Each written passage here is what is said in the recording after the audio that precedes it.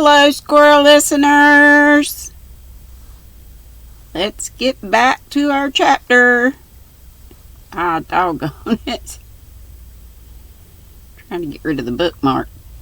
What have you been doing to give yourself such an uplifted expression, Sylvia? Asked Mark as she came in. Feasting my eyes on lovely colors.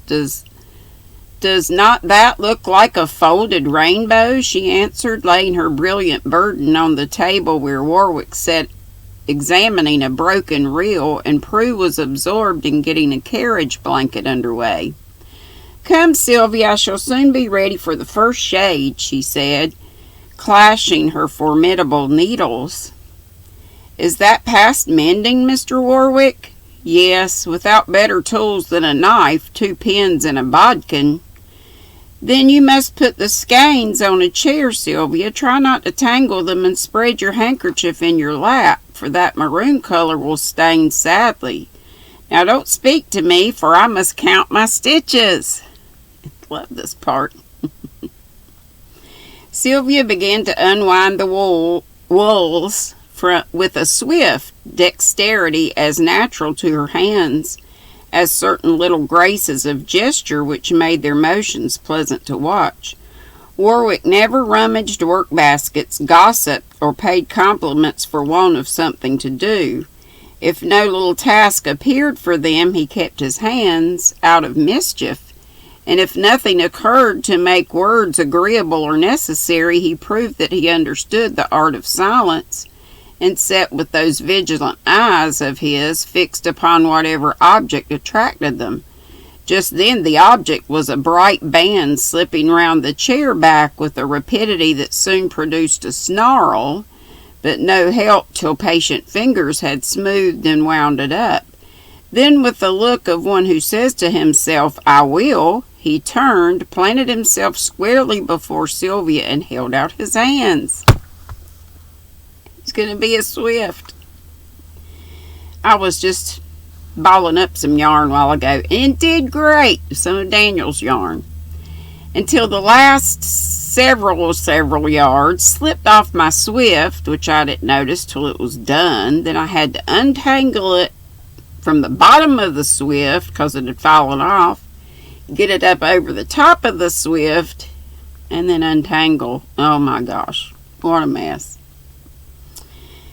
Here is a reel that will neither tangle nor break your skeins. Will you use it? Yes, thank you, and in return I'll wind your color first. Which is my color? This fine scarlet, strong, enduring, and martial like yourself. You are right. I thought so. Mr. Moore prefers blue, and I violet. Blue and red make violet, called Mark from his corner, catching the word color, though busy with a sketch for a certain fair Jessie Hope. Moore was with Mr. Yule in his study, Prue mentally wrapped in her blanket, and when Sylvia was drawn into an artistic controversy with her brother, Warwick fell into deep thought. And there he is, holding the yarn. Can you see? And there she is. With the pride of a proud man once deceived, he had barred his heart against womankind, resolving that no sound defeat should oppress him. With that distrust of self and others which is harder for a generous nature to bear than the pain of its own wound, he had yet to learn that the shadow of love suggests its light, and that they who have been cheated of the food without which none can truly live, long for it with redoubled hunger. Of late he had been discovering this, for a craving stronger than his own will possessed him. He tried to disbelieve and silence it, attacked it with reason, starved it with neglect, and chilled it with contempt. But when he fancied it was dead, the longing rose again, and with a clamorous cry undid his work. For the first time this free spirit felt the Master's hand, confessed a need its own power could not supply, and saw that no man can live alone on even the highest aspirations without suffering for the vital warmth of the affections. A month ago he would have disdained the hope that now was so dear to him, but imperceptibly the influences of domestic life had tamed and won him. Solitude looked barren, vagrancy had lost its charm, his life seemed cold and bare, for though devoted to noble aims, it was wanting in the social sacrifices, cares, and joys that foster charity and sweeten character. An impetuous desire to enjoy the rich experience which did so much for others came over him tonight, as it had often done while sharing the delights of this home where he had made so long a pause. But with the desire came a memory that restrained him better than his promise. He saw what others had not yet discovered, and obeying the code of honor which governs a true gentleman, loved his friend better than himself and held his peace. The last skein came, and as she wound it, Sylvia's glance involuntarily rose from the strong hands to the face above them, and lingered there, for the penetrating gaze was averted, and an unwonted mildness inspired confidence, as its usual expression of power commanded respect. His silence troubled her, and with curious yet respectful scrutiny she studied his face as she had never done before. She found it full of a noble gravity and kindliness. Candor and courage spoke in the lines of the mouth, benevolence and intellect in the broad arch of the forehead, ardor and energy in the fire of the eye, and on every lineament the stamp of that genuine manhood which no art can counterfeit. Intent upon discovering the secret of the mastery he exerted over all who approached him. Sylvia had quite forgotten herself when suddenly Warwick's eyes were fixed full upon her own. What spell lay in them she could not tell, for human eye had never shed such sudden summer over her. Admiration was not in it, for it did not agitate, nor audacity, for it did not abash, but something that thrilled warm through blood and nerves, that filled her with a glad submission to some power, absolute yet tender, and caused her to turn her innocent face freely to his gaze, letting him read therein a sentiment for which she had not yet found a name.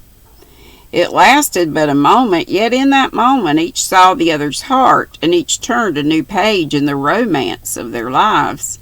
Sylvia's eyes fell first, but no blush followed, no sign of anger or perplexity, only a thoughtful silence, which continued till the last violet thread dropped from his hands, and she said almost regretfully, "This is the end."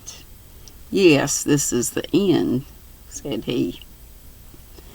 As he echoed the words, Warwick rose suddenly and went to talk with Mark, whose sketch was done. Sylvia sat a moment as if quite forgetful where she was, so absorbing was some thought or emotion. Presently she seemed to glow and kindle with an inward fire. Over face and forehead rushed an impetuous color. Her eyes shone, and her lips trembled with the fluttering of her breath. Then a panic appeared to seize her, for stealing noiselessly away she hurried to her room, and covering up her face as if to hide it even from herself, whispering to that full heart of hers, with quick-coming tears that belied the words, "Now I know why I'm happy." How long she lay there weeping and smiling in the moonlight she never knew. Her sister's call broke in upon the first love dream she had ever woven for herself, and she went down to bid the friends good night. The hall was only lighted by the moon, and in the dimness of the shadow where she stood no one saw traces of that midsummer shower on her cheeks, or detected the soft trouble in her eye, but for the first time Moore felt her hand tremble in his own and welcomed the propitious omen. Being an old-fashioned gentleman, Mr. Yule preserved in his family the pleasant custom of handshaking, which gives such heartiness to the morning and evening greetings of a household. Moore liked and adopted it. Warwick had never done so, but that night he gave a hand to Prue and Mark with his most cordial expression. and Sylvia felt both her own taken in a warm, lingering grasp, although he only said goodbye.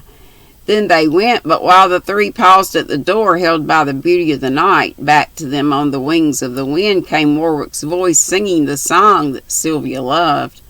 All down the avenue and far along the winding road they traced his progress till the strain died in the distance, leaving only the echo of the song to link them to the singer. When evening came again, Sylvia waited on the lawn to have the meeting over in the dark, for love made her very shy. But Moore came alone, and his words were, "Comfort me, Sylvia. Adam is gone. He went as unexpectedly as he came, and when I woke this morning, a note lay at my door, but my friend was not there." She murmured some stereotyped regret, but there was a sharp pain at her heart till there came to her the remembrance of Warwick's question, uttered on the spot where she was standing. Some solace she must have, and clinging to this one, thought hopefully within herself, "He has made some promise, and has gone to get released from it, and will come back to say what he looked last night. He is so true, I will believe in him and wait." She did wait, but week after week went by, and Warwick did not come. And that's it. Sorry it's so short. Chapter 7 is dull but necessary, and we'll get to that tomorrow. Y'all please pray for me. Tomorrow's when I go have my pelvic exam at 12:30. Not scared of the exam.